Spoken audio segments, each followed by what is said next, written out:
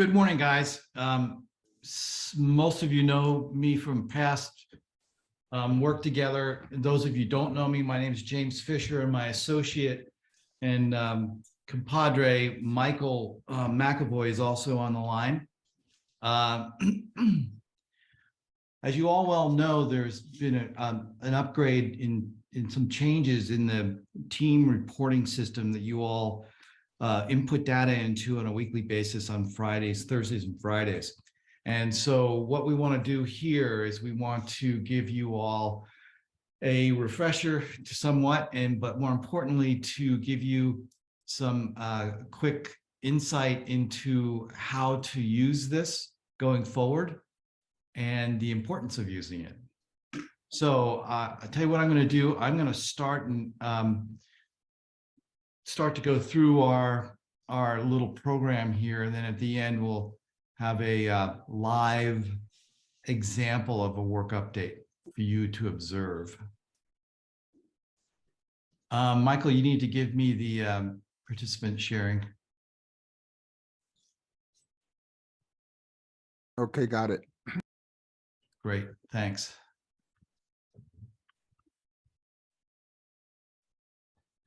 All right, can all of you see this? Just give me a thumbs up if you can. Great, thank you. Let me see here. Okay, here it is. This is what we want to try to do. I want to talk to you about the purpose of the training. I want to go through with you why human engagement is so important at this point in the game. We're going to talk a little bit about the team reporting system sequence. I'm going to go through with you a little bit into the weeds and giving you some deeper understanding of the layers of application of this particular system. We're going to go and talk about the work update method, a simple method for you all to use with your direct reports. We are going to go and have Fred do a work update session with one of his direct reports. I'm not sure which one's going to be doing it with you, Fred. And then we're going to go over and we're going to review what we learned from this thing. Okay. Hopefully we can get you out of here by, let's see, maybe 10:15, 10:30. And I want you to speak up. If you have a question in the middle of anything, please feel free to either raise your hand or speak up, and we'll try to address your question. So with all that said, let's move on. Okay, purpose and objectives of the training is pretty simple. We want to elevate all of your understanding and practical implementation of the TRS, the team reporting system methodology. That's basic. That's kind of why we're doing this morning.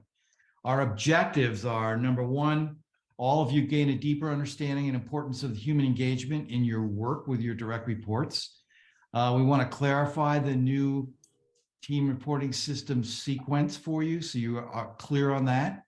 We want all of you to gain a basic 3-step methodology for leading a work update session. And last but not least, we want to give you a opportunity to actually watch a live work update session happen and then see what you thought about it afterwards. Okay. To start with, I want to talk to you a little bit about the key characteristics of human engagement.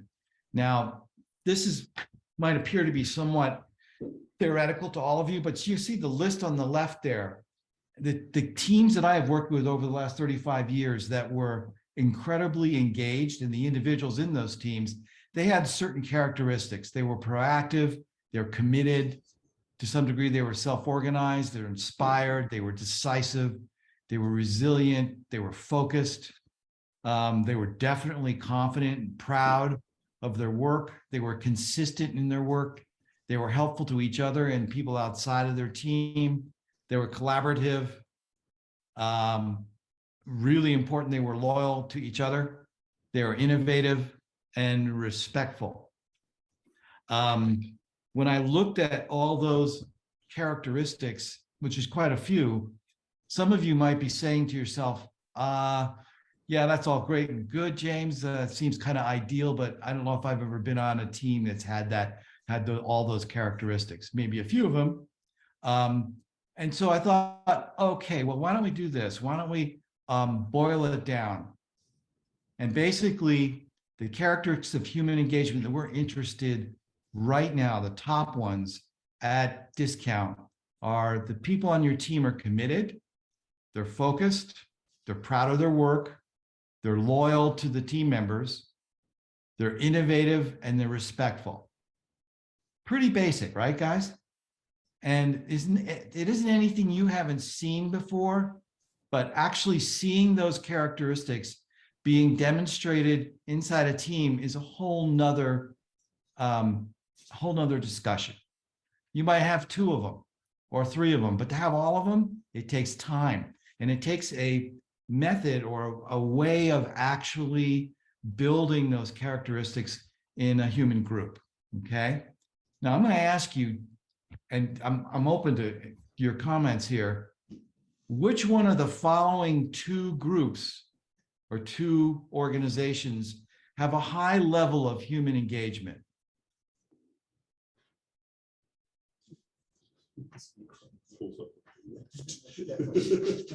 Everybody here is chuckling and saying on the left, James.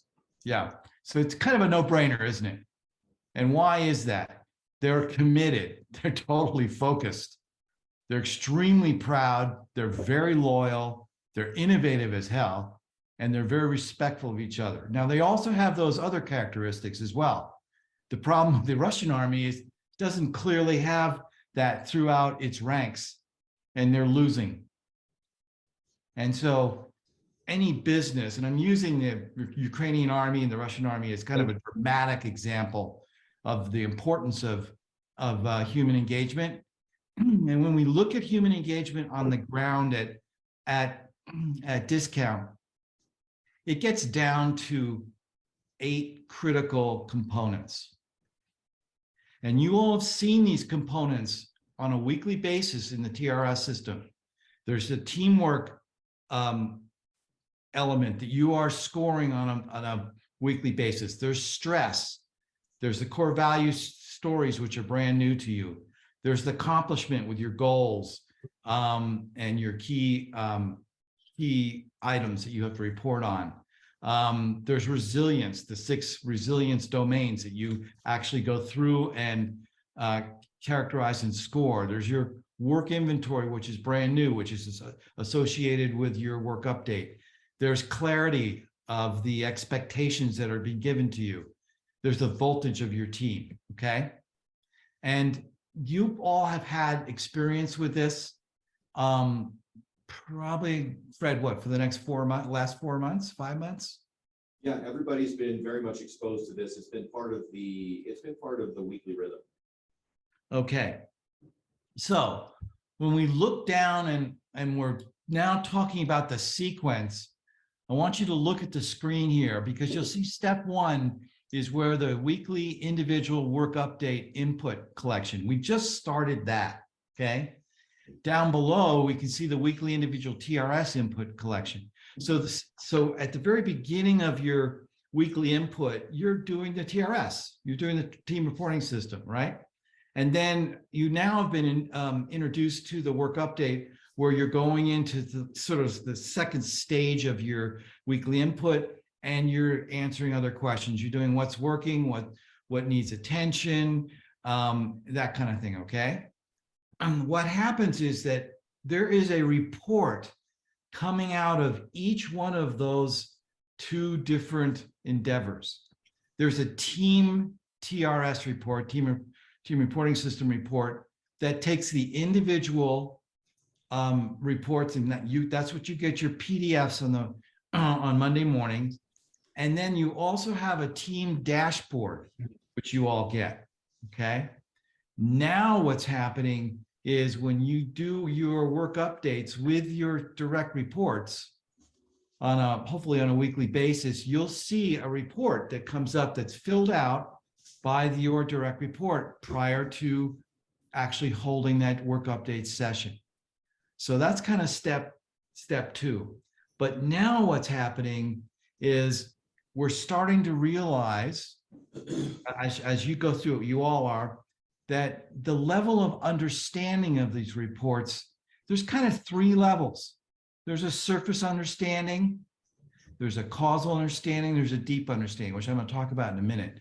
We kind of went through that a little bit on our earlier team training, but those are different levels or layers of understanding. And both the work update session and actually when you hold a team meeting has actually pulls from one of these three levels of understanding. Most of you are probably on the surface understanding, which I'm going to talk about in a second. But when you do a work update session, I'm trying to give you a sense that you will have a surface experience with the work update session. As it goes down and is consistently held, it will start going deeper and deeper, and you will find your direct reports are going to get more involved. And eventually by the 6th, the 7th session, you're hopefully will start having what we call a deep level of interaction in your work update session with your direct report. Why is this important? It's important because from all my experience at 35 years working with teams and companies, 1,000 or more companies across the country, I have not been able to observe that the deep level of interaction between a supervisor and their direct reports in a work update session is accomplished without human engagement. So human engagement is the goal here. This is why we are doing all this. We want you to get to a deep level of human engagement, not only individually one-on-one, one-to-one with your direct reports, but also with your whole team, okay? So what'll happen is some of you might be really good at pulling the team together and getting that level of engagement, human engagement at a team level as a group. And then you might be a little more challenged with getting each of your individual direct reports at that level. Maybe half of them are there when you're doing your one-to-ones. But both worlds are important, both the individual work update session world and your team meeting, the meetings you hold with your teams on a regular basis. Okay, so now we're going to go down in a little bit of the weeds here. I'm going to send this all out to you. So I just want you to sort of listen and maybe capture some of it. There's different levels inside your work with your team. First one is the level of quality input. You are not getting deep data quality right now. What happens is most of you are probably getting surface data quality, which, everybody sees this on a weekly basis and they just go click the numbers and they think, oh yeah, I got, my voltage is probably, I don't know, it's probably like a 7, that's good. But they're consistent, okay? But the quality of that consideration probably isn't quite as deep as it could be. Then we get down to a causal data quality where once you start doing these meetings, you do your team meetings and you do your work update sessions, your direct reports, the staff, are going to start to see how important it is to start to get a better quality, a more thoughtful response on their input. And they'll probably take a little bit longer to do their input on Friday mornings or Fridays during the day, because they'll think about it. Well, what did I really think about? Was it my voltage? I don't know. My voltage was probably a 6, not an 8. And you're used to putting an 8, and this is honest, right? It's an 8. But you know what? They're going to start putting more authentic input into the system when they know someone is going to talk to them about it. If you don't spend time doing work update sessions on a regular basis with your direct reports are going to say, so why am I doing this input every Friday? What's the point? I don't even know if anybody's seeing it. The only way they know someone is seeing that that data that they've put in is either through a team meeting or a work update session. Hang on for 1 second.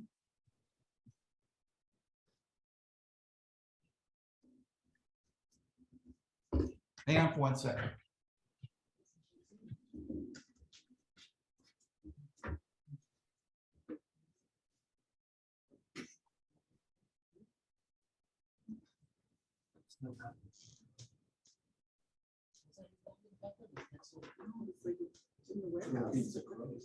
Sorry, guys, I have a printer next to my computer that has a brain of its own and it started printing wildly. Okay, so let me keep going here. So we have the causal quality data or data quality, and that's obviously more thoughtful, more consistent. And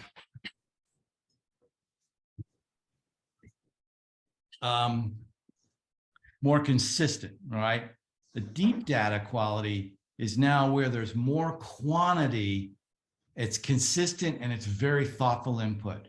So that what'll happen is when you get to the deep, the level of quality gets to a deep data quality, you're going to start to see that both your what's working and what needs attention will be filled out, all 8 of them. You won't just get 1 or 2. Your direct reports are going to start to realize, wow, I really want to tell my supervisor what the heck I believe is going on.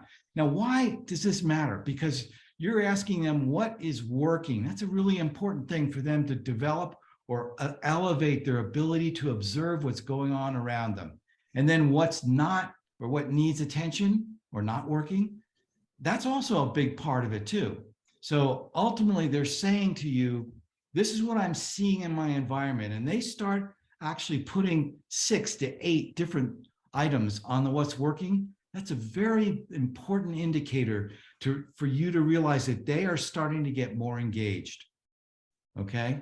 Same thing with you guys. When you actually sit down with your supervisor, the more that you put in the data on the what's working and what needs attention, that's indicating to your supervisor the more aware you are of your environment that you're working in. And it's essentially telling them that you are more willing to start being engaged in that environment and engaged in the activity that's going on in that environment, and ultimately start to be a player, a decisive player in that environment. And that allows your supervisor to help support you more. All right, let's go down to the next one, the level of interest in the input. So we have the level of quality first, the level of interest, your interest in the input, okay? There's surface interest where you take a look at your PDF that comes through every week and you just kind of do a quick review and you look at it and you're focused pretty much on the challenging data, like the reds that come up on voltage or the reds that come up on stress. And, most of it is kind of a little bit, there's a little bit too much information and it doesn't quite give you an opportunity to really come up with any kind of conclusions. Well, then you get to the causal level where you start to realize, well, maybe I got to spend a little more time with this. Maybe I have to have a little more thoughtful review of both the strong data and the challenging data. And what's it telling me? Is there a story being told to me? Does it mean anything that I need to act on?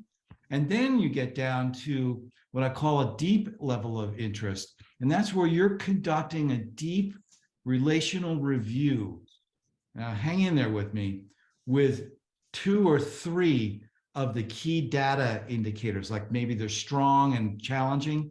And you're starting to come to conclusions that, well, every time when I see the voltage is down, and almost always my accomplishment is down on my team. What the heck's going on here? And then you add one more, and the stress level's off the roof. And you start thinking, wow, these people are really stressed. They're not getting their goals accomplished and their voltage is down. I'm wondering whether, get this, I'm wondering whether I'm clear enough on my expectations with them. Maybe I have to check that. And now all of a sudden, I just gave you a quick little conclusion because I've looked at this stuff for years, right? When you start using this data to come to conclusions that you can act on as a leader, then your level of interest is like at a deep level. Then you take that level of interest and you go down into the actual meeting and sessions that you have and what level of involvement is there going to be? Okay. So if you're doing, just as an example, if you do a team meeting now and you just do a real quick inquiry and a light discussion and you say, okay, that's done 5-10 minutes max, you're out, you're in and out. That's kind of like a surface involvement. And then if you're in a work update session and you're just doing a quick inquiry and you're in and out in 5, 10, 15, 20 minutes in your work update, you're not going to get real deep involvement with just a short span like that. So what we want to do is we want to start getting you to where you're doing a little deeper. You're starting saying you're going to conduct interactive inquiry and discussion of key elements inside either your work update session or your team meeting. Okay. And then I'm going to tell you, when you get deep involvement in your meeting or your session, your work update session, that's going to happen when your participants in your meeting are actually asking you questions, good inquiry, and they want help. And what about this? And what about that? I'm running into this. I can't quite understand what's happening here. When they are starting to really engage and they're interactive with each other or interactive with you, if it's just a work update session, and then the discussion starts getting down to where there's collaboration, collaborative investigation of possible solutions on challenges, that's when you got great involvement, okay? If you have people sitting in a work update session and they're just kind of going through it kind of rote, that's okay, that's a start, but it's not what the work update is designed to do. It's designed to get down deep with your deep level of interest, with your direct reports, deep data quality, and then you have deep level of involvement. That's where we're going with this, okay? So here are 3 basic methods to use on your work update. There's an inquire and discuss method, there's a celebrate and acknowledge method, and there's an explore and plan method, okay? On the inquire and discuss method was when I've done work updates in the past, and what I recommend you do on the front end, I always ask, okay, how was the week, John? And you're looking at their voltage and their stress number. And if they're both high, they're going to probably say, it's pretty good. I did okay this week. And if your stress and your voltage number are low, you're going to probably see that maybe they'll start to talk with you. Maybe they won't.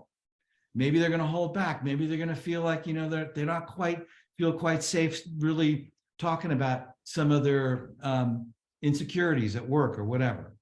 Well, then that allows you to go to the next level where you start talking about what's working items are most important to the both of you or to the team. What needs attention items are most important and you should inquire about. Now, you're going to be ahead of the game if you read their work update report before you do their session. If you have time. Now, most of you are maxed. You're right at the edge. You've got 4 or 5 direct reports and you're saying, I don't even know how I'm going to get these done in a week. Well, I understand that. Even if you're 5 minutes before the meeting, you take 5 minutes to review the work update report before your direct report comes on board with you, you're going to be way ahead of the game. Okay. So looking at those 3 what's working items and 3 what needs attention items, that's a key area where you're actually going to be able to surface things that are going on, not only that are working well, but also things that need attention, okay? And that's where you start taking notes. There's a little section in the work updates tool that allows you to take notes and action items, both action items for you and action items for your direct report. And they can be taken all throughout the session. Remember that your direct report cannot make any input into the work update report tool once you start the session. Once they've given their data input on the Friday, they don't have any access to changing it, okay? You are the only one, the team leader is the only one who can put notes in, only one who can change anything like the categories, work categories, if they're not numbered correctly or whatever, okay? So you guys are the ones who can change things in the report. And I want to just mention on the sideline here that you have to check the report as being complete. If it's not complete, then you still want to, for some reason, you guys get interrupted and you have to come back to it and the next day or whatever. You can leave it the way it is and you can come back to exactly where you left off. When you mark complete on the work update, that's when that work update is going to be put into a PDF version and sent over to your direct report. They're going to actually get a copy of their work update session when it's completed, okay? So you got to remember, you've got to complete, check off that complete to make sure that your direct report gets a copy of their work update.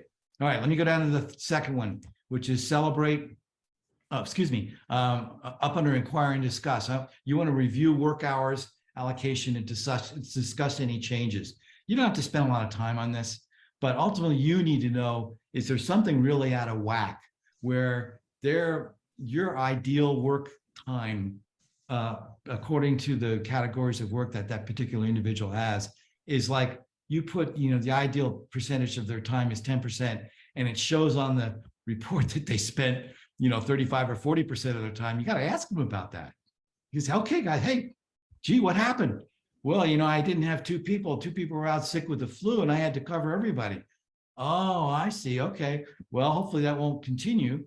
But if it was some other deeper reason that they had more responsibility on their day-to-day work activities in that one category that you guys didn't count on, then you might need to have to adjust the ideal estimate of time spent in each of the categories, okay? All right, let's go down to celebrate and acknowledge. This is a really important part of the work update. And the reason being is human beings have two things that they need, guys. You may want to write this down. They need to belong and they need to be valued, okay? So they can belong to a company. They can say, I'm an employee of the company, but I guarantee you they don't feel like they belong to the company. It's really much harder for them to belong to a company, but it's much, much easier to belong to a team.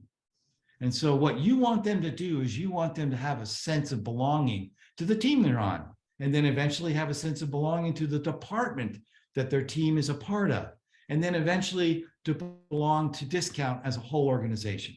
But first and foremost, they got to feel like they belong to a team, okay?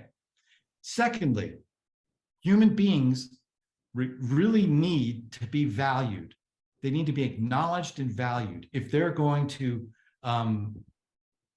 be fully engaged, okay?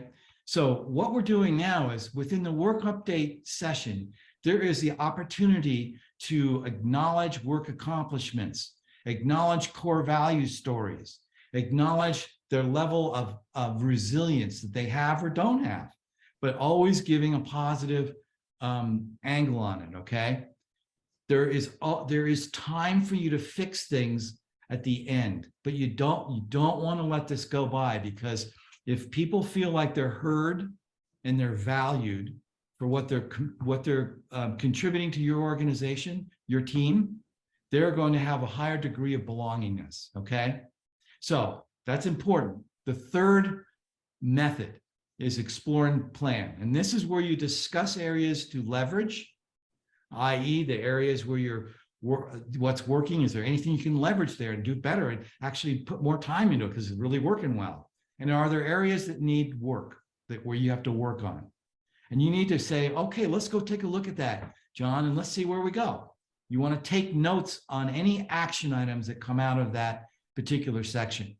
And then at the end of the work update, you want to complete the items to do for the next week. And that will flow over into the next week. Real simple. Okay. So when I went back, when you go back and you look at this, you get this by doing this. And I will tell you, you can go to the bank on this. Will this happen in 2 weeks? No. Will it happen in 4 weeks? Yeah, I don't know. Will you be able to say, I have a fully engaged team in 2 months, 3 months? Maybe. Is it going to take time to work on it and build it? Absolutely. Is it going to require you to be very consistent with your individual direct reports and very consistent with your team meetings? Yes, absolutely. If you don't hold either one of those and you're just caught up with doing your work day in and day out, week in and week out, you won't ever have, this is from my experience, you won't ever really see a fully engaged team that you're working with. And as a result, you won't get the outcomes that you want to happen. Okay. So what we're going to do now is I'm going to ask Fred to take over the screen. First of all, any questions? Yeah, just for clarification, we're going to be doing one weekly team and then a weekly individual with every direct report, right? Michael, let me ask you a question. If you did that, do you think you would get results? Yeah. Okay. Depends So- how big your team is, though. I mean, What's that? Depending how big your team is, if you have 2-3 guys, it shouldn't be too hard, but when you have 10 mechanics, 15 mechanics, it's better to go one by one, I would say. Yeah. Okay. So that's a good question, Michael. I'm sort of playing with you a little bit here, Michael, so bear with me. Yes, the answer is yes. That's the ideal route. Now, I'm talking with Brian, okay? Yeah, the other day we were at lunch. I was out at lunch with Brian and Fred, and Brian looked over at me. He just shook his hand and shook his hands out next to his head. And he said, "You know, sometimes I'll have my direct report come in and say it's time for my work update session, and it's the worst time to do the session because he's caught up in something else." And he says, "It's so hard to stop what I'm doing and stay with my commitment to do that work update session." And even Brian's having this, but he knows how important they are. And so when it becomes a habit, particularly in the work updates every week, that's a really important thing you guys can accomplish. And you might say, I got 6 direct reports. How the heck am I going to get those 6 direct reports with work updates every single week for 45 minutes or an hour? Are you crazy, James? I don't have the time to do that. You got to make time, because ultimately your job as a leader, as a team leader, is to interact and build human engagement to get the results you're looking to get. And you got to make time. You got to make a priority. When you start seeing that you are getting results by doing the work update sessions, and you're getting insight into what's happening so you can be even a better leader and come up with innovative solutions before the problems even start, that all of a sudden that's going to ring a bell saying, whoa, I'm getting a lot out of these work update sessions with my direct reports. I'm learning so much. And after 6 weeks of doing them with every single direct report, I guarantee you will come out of them saying, wow, I knew a lot more than I ever thought I would know about the guys that I'm working with. Okay. So yes, Michael, that's the best way to go. Now, I would, if you are in a position where you don't have time to do both your team meeting and your work updates, I would lean into the work updates as a priority and hit the team the next week. And even your team meeting, it doesn't have to be 2 hours long. Your team meeting can be 20 minutes. It can be a stand-up meeting, and you just keep, we're going to go over that in the next week, what to do with a team meeting on a real quick basis. So, all right. Ruben, were you the one that we're talking about if you have too many direct reports? Yes, sir. What was your question again, Ruben, real quick? So I was just responding to the question that he had. I would just say if you have too many direct reports, it's better to go one by one. But when you have like myself, I only have 3. I usually just get together with all 3 of them on Friday usually and go over all that stuff in the morning, because my drivers are always in and out. So I just go in my office and we sit there for 30 minutes and we just talk with mechanics, same thing. Are we Okay. forgetting quick little daily huddle? Once again, Are we forgetting by doing a little quick little daily huddle? Not even a sit down, everybody get together, let's the game plan real quick for the day. You know, you go left, I'm gonna go right. And you know, break. yeah, that's a team meeting. It's real important, Ruben, that there's a big difference between a team meeting and a one-to-one work update. And the one-to-one work update is more personal, Okay. and you have you have the responsibility to both lead the team and lead the individuals in the team, two different responsibilities. And as a result, you're totally cool doing those, sort of morning, every morning you got a stand-up meeting or call it a huddle or whatever, and you get everybody to talk about what's going on in there to get their action items done. But a work update does more than just get the work organized. It gets the person the opportunity to give feedback to their supervisor in a more personal way. I get it. Yeah, it makes sense. 'Cause Okay. I mean, when it's three of them together, you can't really express each other how you feel. When it's one-on-one, you can actually express what's going on, or I totally get it. Yep. And again, if you're not used to doing scheduling in those one-to-ones, it's a bear, man. I know. And ultimately, if you only do a half an hour instead of 5 minutes or an hour, God bless, at least you're doing something. And you start to build towards that, where you can get it into your schedule. Can I give you guys a quick little personal testimony? The power of the work update. I had it with Mike one day, and Mike was upset. He's like, man, my sales guys, they're losing deals. They work so hard to make a deal, then a customer backs out. It's so frustrating. I'm afraid I'm gonna lose my guys. I'm like, hearing him out. I'm like, yeah, that sucks, man. He's like, yeah, the shops, they're just not communicating. They're not explaining things. Customers feel like they're left in the dark. So I'm like, great. So I take that in. Next person comes to me with Vanessa. Vanessa's like, man, I keep getting these angry phone calls by these customers on the phone saying they're not hearing anything back. They're not getting called back. And I'm like, man, we got to do something about this. And so I'm like, you know what? Why don't we automate this? Why don't we create some kind of a notification system? So then I have my next work update with Fred. Fred, how do I roll this out through FileMaker Pro? And he starts telling me the limitations that it can't send photos, it can't send details. And it gets my brain continuing to working. And I'm like, then why don't we create it the same way we did the sales system, the quoting system? But it took me meeting with all three people to hear the full picture of the story for me to come up with a solution, that then I got with Emily and Sean to roll out, something pretty high tech and robust. And in a matter of a month, probably, we were up and going, and it was a mass improvement. I think if I had not been having work updates, we probably would not have that system. We'd probably been doing the same thing, losing deals, getting yelled at, having upset customers. So work updates were huge in developing big steps for the company. So guys, Brian asked me, can't remember when you asked me this, Brian, probably 2-3 months ago, maybe. He said, he asked me, James, of all the stuff, all the work you're doing with me now, and there's quite a bit, we're kind of hitting a lot of cylinders here.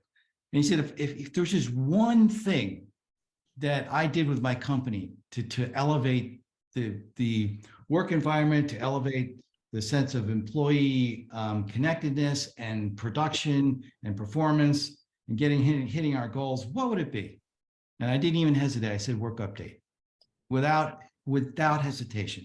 That is singular, most important thing you can do in your company to get your company not only stable, but to grow it.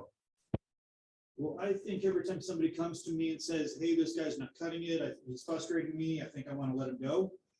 And I'm like, well, are your expectations clear? Do you know what he's doing with his time? Have you given him tasks? Does he know what his quota is? I'm like, if you were doing a work update, a lot of that would be pretty clear. I'm not going to let you fire him until you're doing consistent work updates. And if the guy still won't cut it, then we'll get rid of it.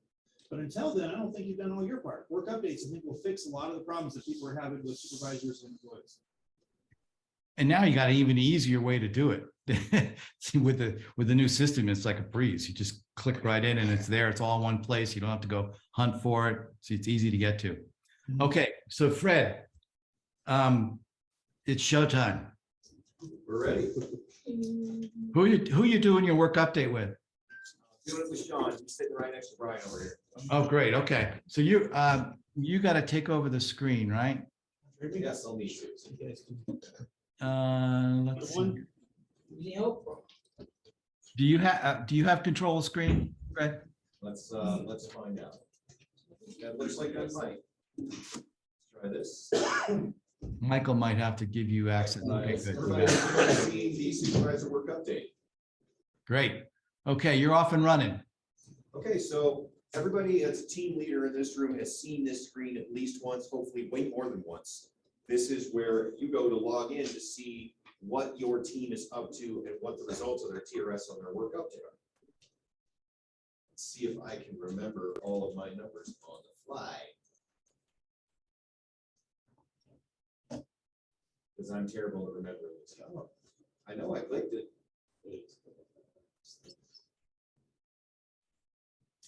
There it goes. Okay. So hopefully you guys have seen this. These are my 6 direct reports that I'm working with right here. You can see everybody's been putting in their reports. I've been reviewing them. I have been, and I'm going to own that I have been lax about my follow-up meetings. That's my personal commitment to my team, is that will never happen again. You guys, whether you want to or not, whether I want to or not, we're going to talk about your work updates every single week, even if it's while I'm in the car driving home or you're in the car driving to work. We're going to figure out a way to talk about it. So today, we are going to kind of actually have Sean and I's work update. And so you can see that these couple we've already had. This one is from last week. This is the one that we're going to talk about right now. And for those of you who are taking a look at this for the first time in a couple of weeks, because you're still getting into it, you've got the 6 work categories. They're all right here across the top. And Sean went down and he shared with me his top 6, what's working, his top 6, what needs attention. When I came in this morning, I kind of reviewed this and decided the 3, like James said, the 3 or 4 that are going to be the most important that we need to talk about. So, Sean, I'm looking at here, I'm seeing the first one on the list. I think is one of the ones I want to talk about, which is the path to customer success. The process completed, it's been distributed. So tell me a little bit more about why that was so important for you to get it working. To have a process in place that everybody can follow, whether I'm at my desk or Jessica's at her desk or Mark has to talk to a customer or one of the other GMs have to talk to a customer. We have a plan in place for the steps that we're going to take to handle any myriad of customer issues. As you know, it's. And so why is it so important that somebody besides you knows what to do when the path to customer success and what that means to you? Because I can't be in the office all of the time, or I might be dealing with something else, or I may be on vacation, and I think it's important that everybody is on the same page, because sometimes customers play mommy versus daddy, meaning they didn't get what they wanted to hear from one person, so they're going to try to reach out to somebody else. And if everybody understands what the process is to get them taken care of, then it's like mom and dad being on the same page and talking to each other and saying, no, mom told you no, so the answer's still no. So we really need to make sure that everybody company-wide kind of knows the path that we put together. So we'll talk more about that when we get down to items to do and how we get that from there. So beginning the process to organize the battery issues was another one that's top of my list. We just started talking about this. So what progress have you made on this one? So sent you over the form, the questionnaire that I'd like to start sending to any customer that buys an electric lift, so that we can be proactive in making sure that we are talking chargers with them and getting the appropriate charger set up for them, and also possibly upselling them from a used charger to a new charger, things like that. And then we've also started discussing what we can do to organize our charger situation here and get the shop working on making sure that the charger inventory is working. Got it. Okay, so why is it going to be so important for the sales guys to be able to be that interim step, or even if it's automated through FileMaker? Why is it so important to get that info up front as opposed to being able for you to just kind of grab it at the end? Proactivity, I think, is important. To have that information, the sooner we have the information that we need, the more mistakes we can avoid. Right now, we're running into a lot of issues where we're having to swap out chargers post-delivery, or rush at the very end because one of the freight managers is ready to send something out, but they don't have a charger to go with the forklift. Things like that, where it's ending up costing us money, costing us time, and customer complaints and things because we haven't been proactive. And a little bit of proactivity could save us hundreds, possibly thousands of dollars in the long run. Yeah. Okay. Last one I want to chat about is number 6. The quantity of customer success calls over the last 10 to 14 days has been lower. It's amazing. Yes. What do you attribute to the success of that? Some of it communication. I contribute a lot of that to the percentage of new equipment versus used equipment. So the product mix is making the difference. And the last report I gave you, I think, for last month, we were, if not over, close to 50% of the product. And that's Octane's Echoes, Lift Heroes, UN, everything new, right? Yeah. Okay. So I think that the nitpicky phone calls have gone down. So we aren't dealing with as many of those, and then that leaves us more time to concentrate on the customers that we're going to be a pain no matter what we send them. Makes sense. I like that. All right, so let's shift over to what needs attention. The first one on the list is probably my biggest concern that you and I share is the number of 90+ day units not dropped significantly over the last 4+ months. There's a lot of moving parts in this. Can you identify like what the best action item we can take is to fix this? Is there one best action item? Overall, I think it just needs to be a higher level of concentration from the shops in general, Denver specifically. The projects, other than a few, haven't extended. Right. But the number of projects that have gotten completed haven't been. And then we just end up with other machines rolling into 90 days once we get another project or two knocked off the list. So it sounds like my responsibility needs to be in the Denver shop to get with Mark and Joe and just make sure that with everything they've got, we keep pushing this top of mind and make sure they have the support they need. Because I know a lot of times that I'll personally throw in a half dozen different things a day, and there's no way one person can juggle all that if they don't know they have the support. But why does this number mean so much for the customer success team? That is the number one thing we spend our time on is pre-delivery customer complaints. That is the highest number of man hours that goes towards anything. And obviously, the longer the lead time, the more complaining the customer is going to do. And that also leads to the longer it is, the higher the expectations are. And this is a piece of equipment that we already know we're just barely going to be able to make rental ready at the best of days. And the longer it takes, the more the customer, the more it goes in the customer side of, well, if they're taking this long, they must be making it really good. Sure. So So the next one that I'm looking on here, as I want to chat about is the communication between 3 locations on stock inventory of accessories, forks, hardware, et cetera. I feel like this is something that should not be hard for us to fix. we just need some sort of system in place, whether that's some sort of POS system that we start using to have inventory that everybody can input and go through it and use when they put forks on a machine. They can go and ring it out of the POS system, just like you would if it was a storefront. Or if we just require that it's a regular communication, and I don't mind making a spreadsheet or whatever I need to make for the shops to be able to use the tool, but just something that is a required communication. What's the benefit to the shops if we were to make this a bigger part of their rhythm of what they're doing? We don't run into the forklifts done, but I need 72-inch forks and we don't have any. Then the shop has to stop and ask questions. We end up spending more money shipping things that we didn't need to necessarily. Again, productivity.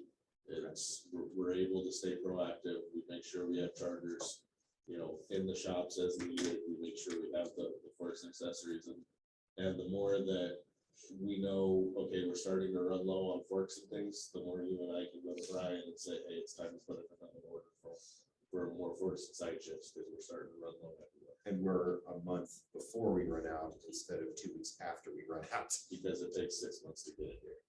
So. This is the last one I want to talk about is your second to last one. Complaints you've received lately from customers with out of proportion expectations, unreasonable requests for remedies.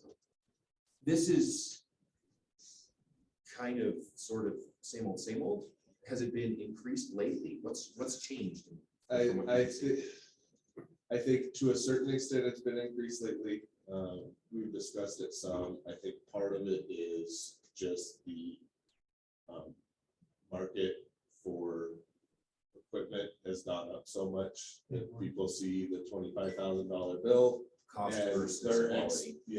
so their expectation goes up.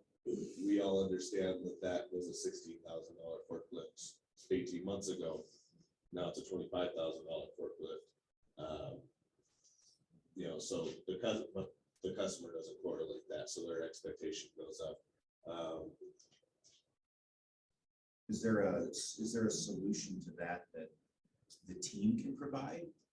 Not to be flip about it, but is there a solution other than, I'm sorry, Mr. Customer, it's the best we can do? I think the solution is nearly in place. What Jim and I have been very steadily working on with the new T's and C's, rewriting and getting the affirmative clicks for both that, having expectations letter, and just making sure we're putting that stuff in front of the customers.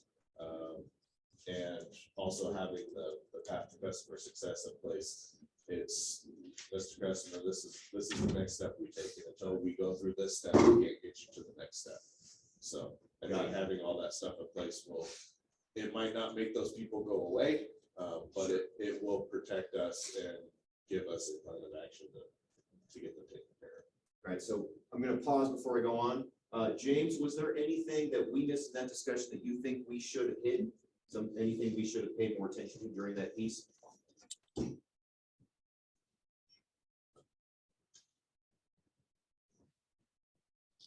James? I guess I'm going to take that as a no. You're, Can you go to breakfast? James, you're muted.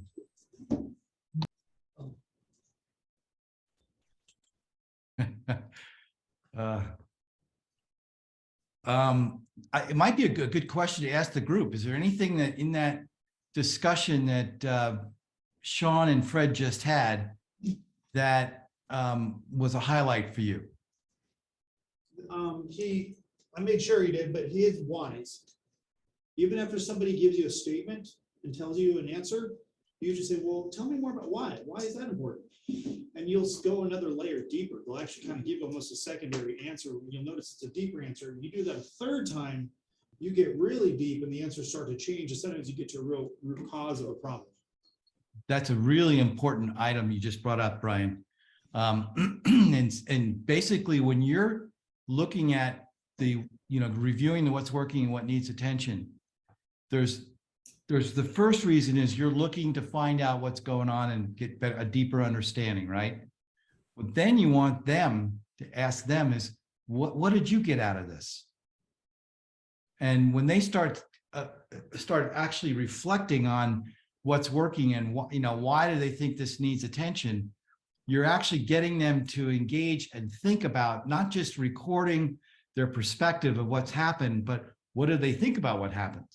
And that is really important because what you're doing is you're building that strength inside a direct report to be a participant in the workplace and to be engaged and to think about what's going on around them. That's really key. So that was good though, Eric, Fred. Any other thoughts before we move on? Yeah, there was one thing you may want to consider is there any action item, Sean, that you feel would be really important? Or Fred, is there any action item that you think you may want to write down in your notes section? That's You couldn't see me, but during the conversation, I was making some notes on. good. On what I'm going to be dropping here in staff action items and supervisor action items. When we're done. Okay, good. That's great. Okay, super. So on the items to do for the last session, do work on some QA checks. We briefly chatted about this. I want to, I'm going to kick that back up on your priority levels.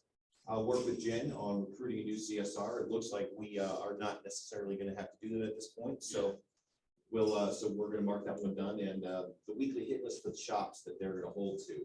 We've been talking about this for a while. It's been on your list for a while.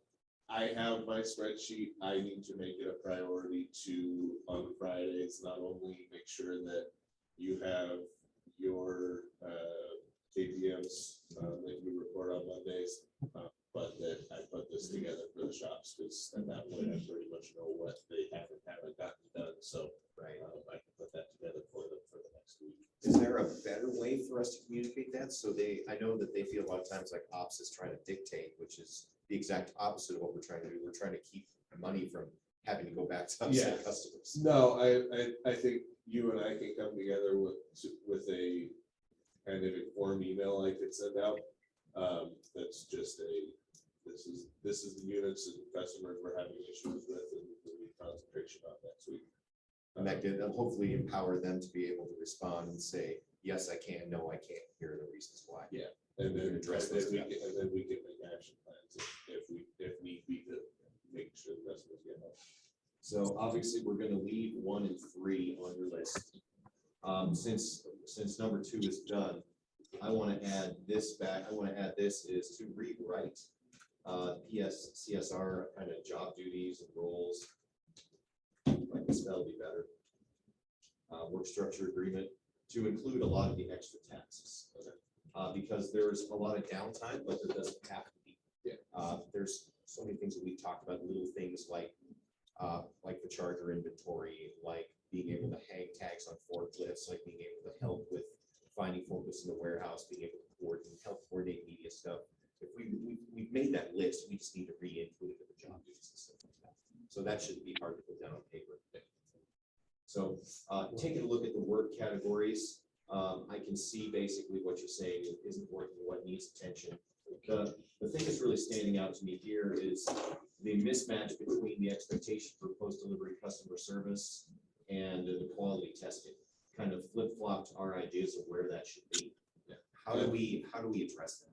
Part of that is how I've reported those hours. A lot of the hours that I'm reporting for the pre and post delivery are just the concentration Jeff and I have had over the last couple of weeks. Okay. For getting some of that stuff done. Some of it is just because of spending that time on those things and stuff, I have not gone out and made sure that I've had the QA go overs of the shop. I actually yesterday made sure a concentrator went out and at least took a walk around and said hi to the techs and got my head in on what they were doing and stuff like that. So at least they do. I'm still around and I'm still restore them. Got it. So work accomplishments wise, you can put this on 2 lines, future reference, but. Yeah. Completed the path to customer success, talked about that, rewrote the disclaimers for the sales invoices. We're on what, round 4 or 5 of final approvals for that. Yeah. And then created 80% of the customer success email system. And I'm just gonna go kind of off the reservation, since Brian's here, we're gonna be able to integrate the path to customer success into Andrew's update tool.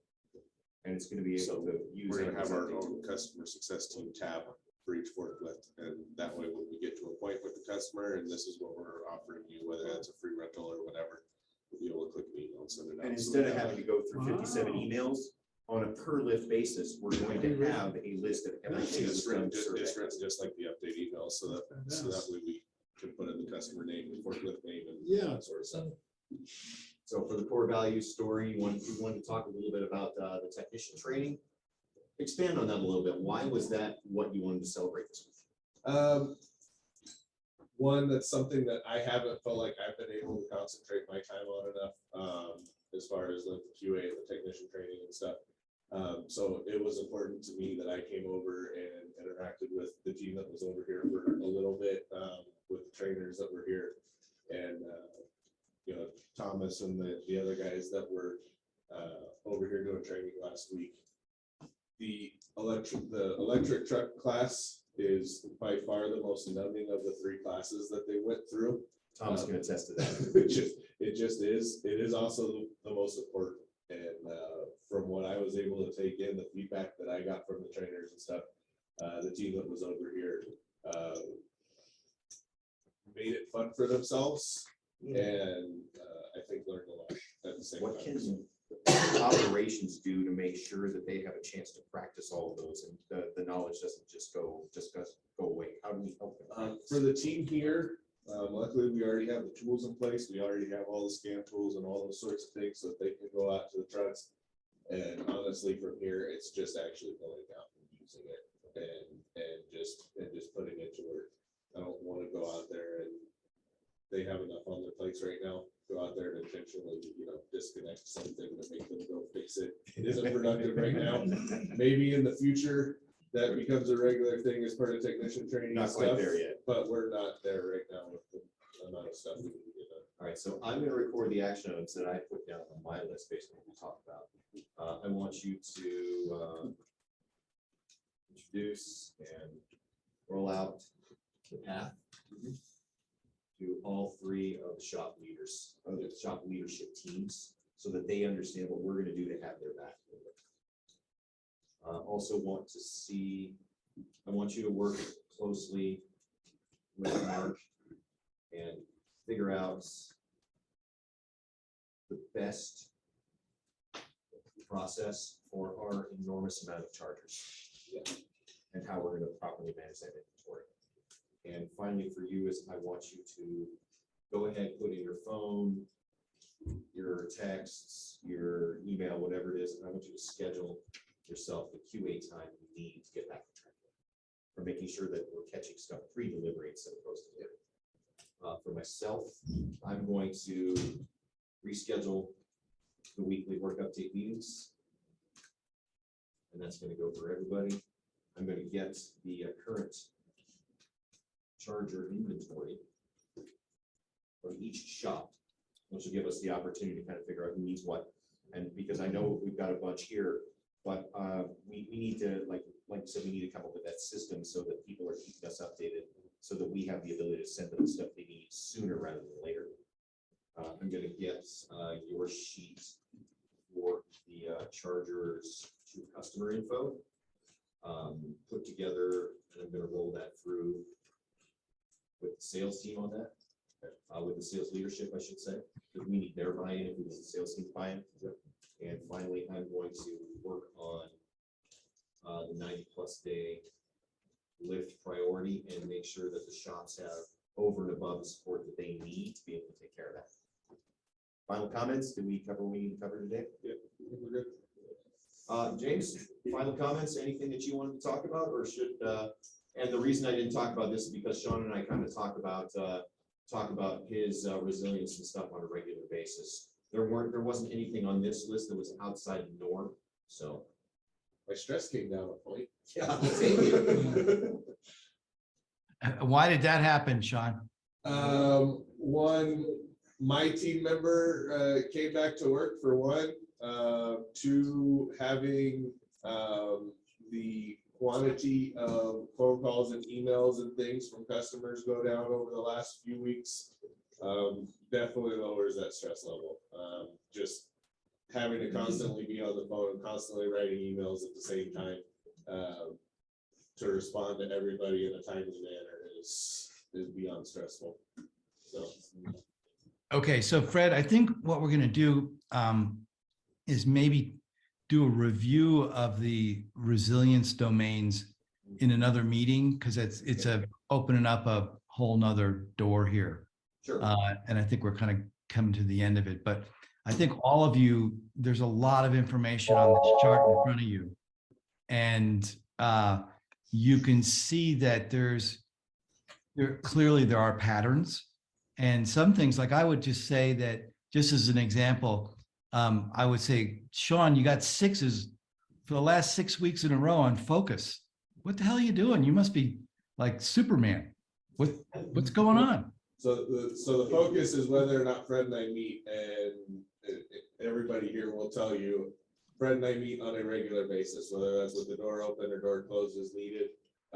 So Fred and I communicate very well, and So that's never a question on whether or not we know where each other are and what our expectations of each other are, so.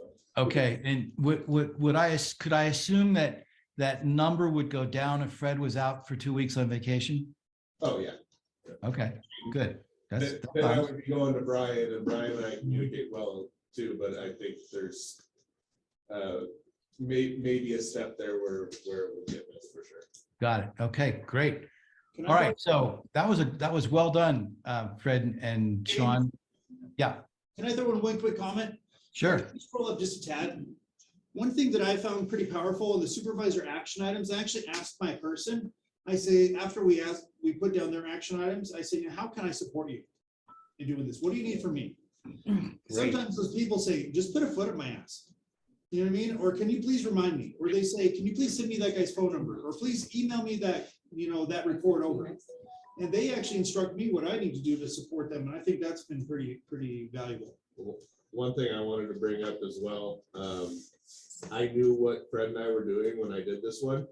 Not that any of the information would have changed greatly, but there has been times when we've done work updates in the past, putting things in that are maybe a little bit more personal, whether that's stuff actually personal going on at home. And hey, if you see me straying off or not concentrating, you have permission to slap me upside the back of the head and get me back on task. Or if it's, hey, hey, I'm having a personal issue with this person at work, or if it's somebody that I've had struggle with working together at work, and that's gotten better. I've made sure to put that in there as well, so that, we all have to work together, so personal things do come up. The one thing I might like to add too would be, you went through Sean's accomplishments and also what's working. And Fred, I would put a little more of your shoulder behind saying, way to go, that's great. Good work. High five. High five, Sean. Yep, cool. Because that's part of that one method, celebrate and acknowledge. Just to make sure that you put some heft into that, because that has a impact on the individuals when they walk away, their feel-good index. Sure. Okay, so I want to ask all of you who have been on this call, what stuck out for you the most? So let's start to go through. I'll go through everybody who's on the call. I do have a question real quick, if you don't mind. Sure, please do. This whole thing here that Fred has just gone through, I was unaware that that was even there. So I honestly have not done that, and I'm going to do that now. I started looking through the 6 reports that I have, and one of my direct reports, the report count shows 0. But I double checked the email that I received, and I saw that he has filled out the reporting for 2 weeks in a row, yet his reports are not showing up, so I won't be able to provide any feedback. How do I fix that? Great question, Eric. I'm going to have Michael get back with you individually on that, and he'll contact you within the next hour or two. Okay, get you squared away on that. Okay, anybody else? Let's just go through it.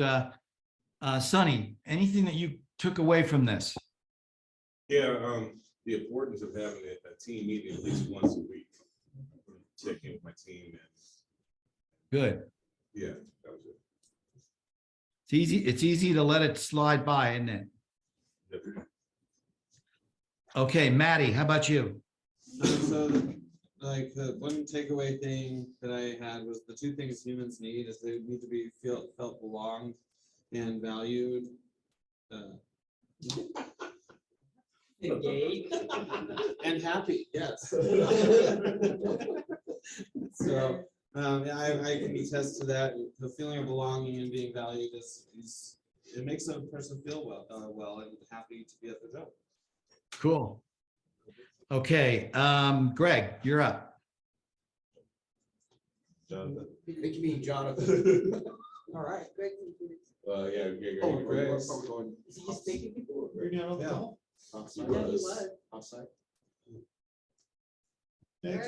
G-Reg. There he You're muted, bro. Okay, great. Now you guys can hear me. Hi, Greg. Hey.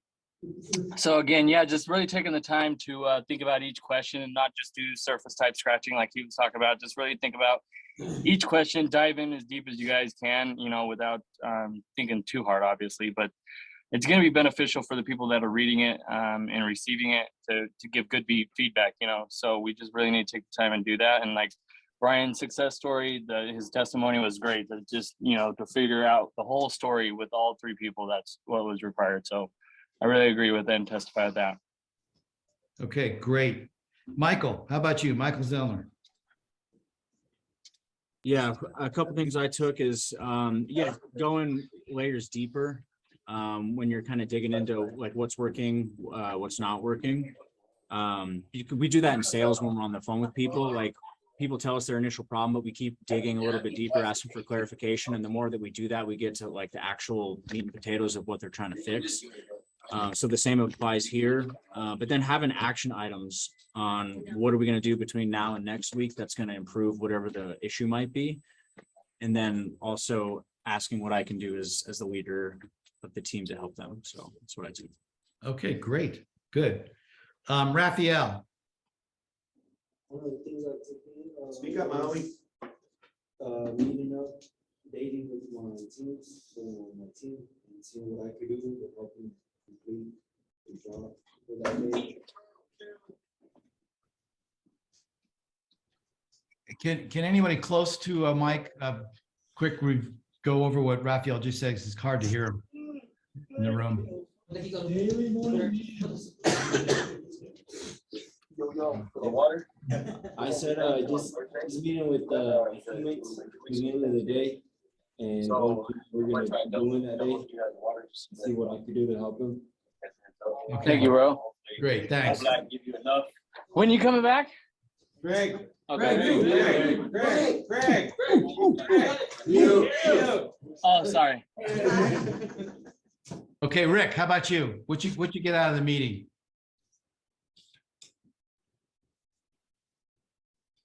Ricky Bob. Unmute. How's that? Yeah, good. Yeah, I actually got nothing. No, I'm just, no, I realized that I have a team meeting every morning with my guys, but maybe I need to get down more one-on-one and find out more individually what's going on. Cool, good. Work on that. Yeah, getting into that one-on-one is important. Eric, do you want to, I know you had problems, but Eric, what did you get out of the meeting? Well, honestly, I've had meetings with my team, but only based on the email feedback that I got. I missed the whole view report and getting their real feedback, and that's a big part of it that I did not see. So that was big for me. And Good. I'm always looking to give the best feedback I can, and I think I missed a big part of it here. So that's important, and I definitely appreciate your time in helping me out with that. Yeah, no worries. We might need to bring you up to speed a little, maybe a half an hour meeting or whatever, and get you up to speed on how that works. I'll get Michael to help out with that. How about Joe? Joe G? I think the importance of every week sitting down individually with people more than a team to try to figure out where their needs are, what we need to focus on, and what kind of where they're at personally, so we can try to get back our focus in the projects that we need to get finished in the shop. Sometimes the Okay. quiet voices never get heard in group meetings, but the one-on-one, then everybody gets a voice. That's major. That's good. How about Thomas? To have a morning meeting with my whole team instead of going up to everybody individually. That's generally what I've been doing, and obviously it's not working out for me. So, Put a little huddle together. yeah. Yeah, and getting those one-on-ones, getting the one-on-one meeting with the work update, Thomas. I know with your crew, probably it's tough to get them to pull off in a private place we can talk to them. See if you can really make that work, okay? All right, great. Marcus, you're up. Can you hear me? Yep, you're good. All right. I think just asking why people are answering the way they're answering things to dive deeper into kind of what they're feeling instead of just accepting their answer and moving on. Good, excellent. John, you're up. Jonathan, you mean Jonathan? Just go for it. The importance of just transparency. I've always been a firm believer in making sure everyone knows what everyone's doing at a given time. And I think having this formalized is very, very powerful. And one other thing too, we have informal meetings all day long. It's not on a set schedule. And I think that is very, very helpful for transparency and what's going on in everyone's world, whether it be at work or be at home.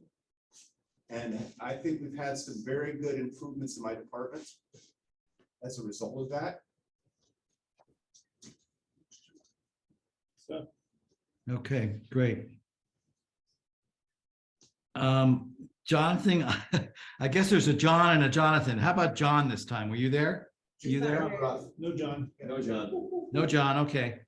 Vanessa, you're up. Just like that the work update is a good guide to get you to get with your direct reports one-on-one and dig deep on what they're going through for the week, stuff that they don't share throughout the week. Okay, Ruben, you're up.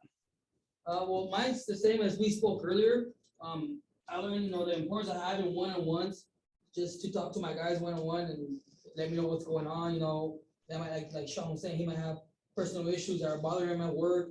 So just kind of keep their voltage pretty level, and, I just want to keep my guys happy and here at the workplace. That's my main thing here. Just got a few. Great.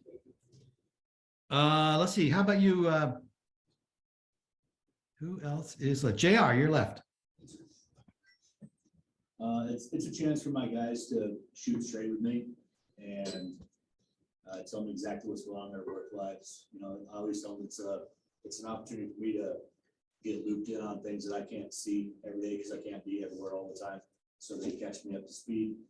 And it's also a chance for me to learn more about what's going on in their work life and their personal life if they want to bring that in, so I can improve their quality of their work environment. If I don't know about it, I can't help affect an issue. Yeah, actually, that's a good point, JR. What you're bringing up is that there, as a level of trust elevates between a supervisor and a direct report, that the direct report will start talking about things that are personally happening with them in their life that actually impact their work. So it's important for you guys to know that, and you can support in one way or another. Is there anyone else that I did not call yet? I don't have them on my. Mark, okay, Mark, go for it. Well, I get personalization, like I talk to my guys religiously, so I did it when I first started. I just, I do everything I can to build a level of trust starting off. So I've done that first and foremost, like I said, this type of training before. So I do that to personalize, then we'll get a plan, the direction going, find out if we have any mishaps, what could be a mishap, and so forth. So that's what I get out of this, what I still do. Mark, have you been able to actually use the work update tool yet? Or are you still kind of getting used to it? Getting used to it. I have not utilized it yet. No, I've done it before, but I did differently the way I did it. So I was kind of doing it that way. I haven't done it when we sit down with as we do the work update currently now, and I'm going to do that with my team now. Okay, good.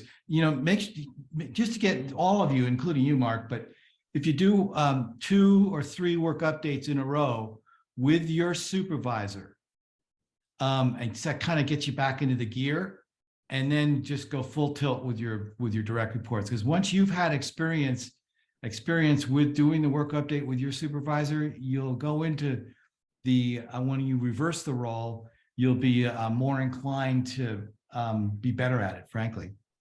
You guys, I think where this comes in super handy is I know like attendance is one of the frustrations for a lot of managers. Sometimes for their tasks, you can put in there, how many days were you here before 8 o'clock?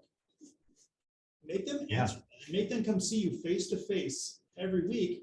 and have to put a number in there. And there's a chance you could talk about that. Hey, what's going on? How come you only did 3? And you're not letting them out the hook.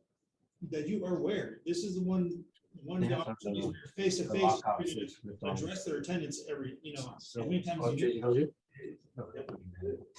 My father do it. I sent out a picture and said, don't touch that. Yo, you guys got to mute, please. Oh, sorry. Okay, Fred, do you have anything that you want to talk about that you got out of the meeting today? Not out of your, actually doing your work update with Sean. What did you get out of it? It's a reminder for me to be willing to take the time to really, really dig deep and ask more than the surface questions. And just because I have a general idea of what's going to be on Sean's work update, it's my responsibility to ask the questions and dig deeper at every opportunity that I get, because there's going to be learnings if we're willing to think deeply about the stuff that's on quote unquote the surface of the stuff that we see all the time. That's great. Anything that either Fred or Brian want to bring up before we close out? I would just say that doing this a lot, there's quite a few topics you're going to cover and ask questions. And inevitably, there's usually like one big topic that's on their mind that's eating at them. And typically you'll launch into that, and talk about that for 20 minutes or something. And usually devise a pretty good system walking out. There were some pretty solid action items. But typically that just having a bunch of multiples, it'll crack open to what's the big one, the one thing that's really, really hurting them, And then that's a chance we really will address it. And also one last thing, guys, the more that you understand how your direct report is calibrating their voltage and stress, you don't get that on the first go round. It's going to take 2, 3, 4 meetings. When you start to really understand, when they give a 5 on stress or a 6 on stress, or their voltage is a 6, or it might be a 9 all the time, and you start finding out what is it that really, what does that mean to them? That begins to allow you to calibrate what it is that they're actually telling you. So some person giving you a 6 on voltage may not be a big deal. Another person giving you a 6 on voltage is a disaster. So you gotta figure that out by querying and kind of going through the process with them. Okay, if no one else has anything that they want to share anymore, we're gonna call it a day. Thanks for your attention, guys. Thank you, James.